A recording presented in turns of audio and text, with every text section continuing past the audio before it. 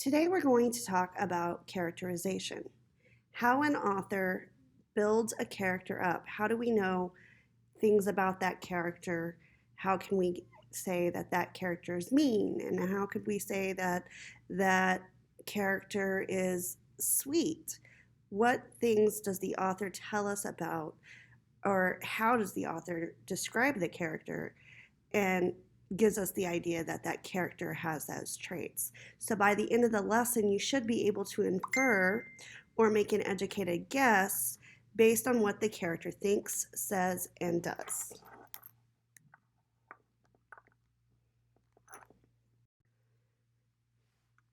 So how do we know what a character is like? How do we know if they're good or bad? There's a great big long word the people in the literary world use to describe the way a writer shows us a character, and that is characterization. Now, there are two types of characterization, and we're going to discuss them both, but take a look about direct and indirect. What do those words mean to you? So if you're leaving school and you have a direct path home, you are going straight home. Do not pass go. Do not collect $200. We can relate the two ways an author reveals to a character to the way a person might walk home from school. A direct path home, you go straight there. An indirect path home from school might include a stop at the store, then the arcade, then the football field to hang out with your friends, and then a friend's home, and then home. So it took you a little while to get home because you made several stops, and that would be an indirect path home. So let's bring this over to characterization. Direct characterization, the author directly states what the character is like. We'll talk about that. In indirect characterization, the author illustrates what a character is like through their actions and words. So let's look at an example of direct characterization. This is where the author is just going to tell you how it is, stating directly and plainly what the character is like. Sergeant Randolph was the cruelest drill master in the Army. So we know that Sergeant Randolph is cruel. Matt likes to play video games. Sarah was rude and annoying. So we can tell by these sentences that Matt plays video games, Sergeant Randolph is cruel or mean, and Sarah is rude and annoying, because the author comes out and plainly tells us the way that the character is. The second and more popular way that an author shows us characterization is through descriptive language and dialogue. And there are 5 main types of ways that the author can indirectly characterize a character. And let's talk about that. The first one is speech. Whatever the character says. Thoughts. Character's thoughts and feelings. The character is going to have some sort of effect on others. The character's actions, what they're doing.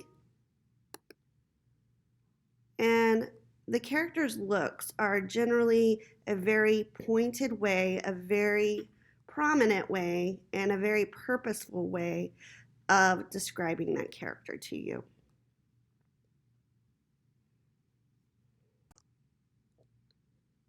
So let's look at something about the character's words. An example. I don't have to do what you say, declared Darlene to the new babysitter. What can you infer about Darlene?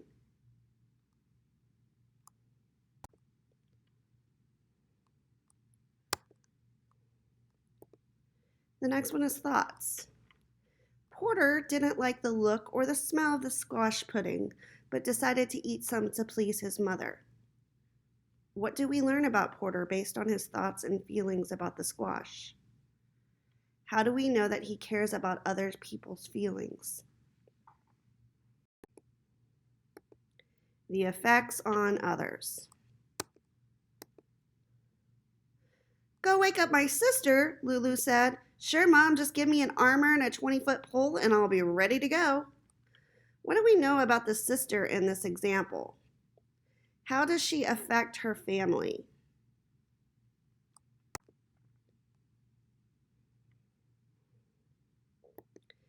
The next one would be what the character does, the actions that the character takes. Now, Tony glanced around and then tossed the garbage on the grass and kept walking. What can we learn about Tony based on what he did in that sentence? Does he care about the environment? Is he lazy? A couple different things we can make an inference on there just based on his. The last form of indirect characterization I want to talk about is a character's looks or their physical description.